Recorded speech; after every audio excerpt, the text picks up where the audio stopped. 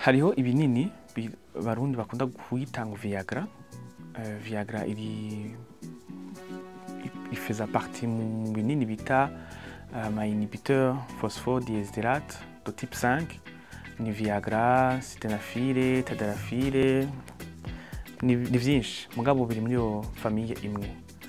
Alors iyo ufata Viagra mu bisanzwe umuntu abifata n'umuntu baba barabonye ko kwa muganga afise ikibazo cyo kutaja en erection. Niho kenshi bashobora kwandikira bakunda kuvyandikira n'abagabo bafise diabete beaucoup plus.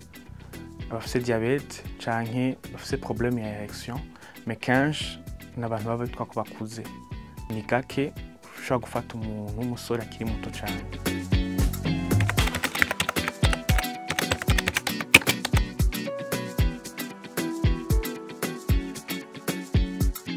Umujene rero mu gufata sildenafil canke tadalafil canke izo Viagra nuko d'abord bwiye bwa mbere nta éducation sexuelle complète bararonse.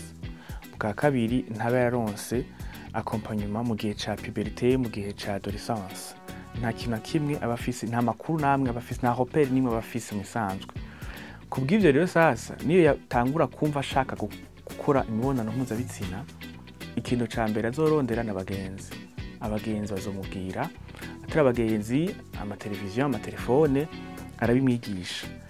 Dufatiye akarorero ry'amareresi y'amapornographie abajene benshi barayaraba muri adolescence barayaraba cyane beaucoup plus gusumvya. Muri izo reresi rero arabona ngene uyu muntu aba ariko arabikora umwanya yamaze kugira ngo ashobore kugira ejaculation.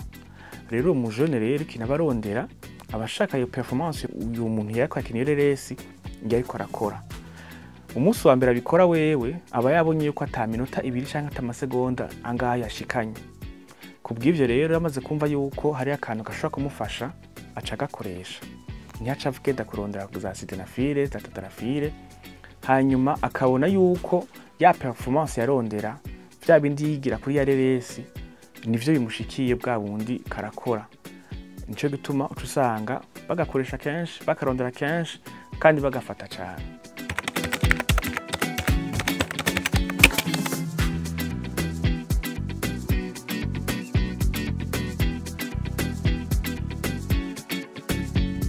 Abajene bubu basigaye bafata ama Viagra canke izo za sildenafil, tadalafil, ingaruka ni nyinshi cyane gose kuko ntiziba zaragenewe ugwaruka bakiri bato cyane. A long terme ni ibintu bibi gose kuko uragira addiction kuri ivyo udashoboye kubifata mu gihe c'imibonano mpuzabitsina ntaco ushobora gukora.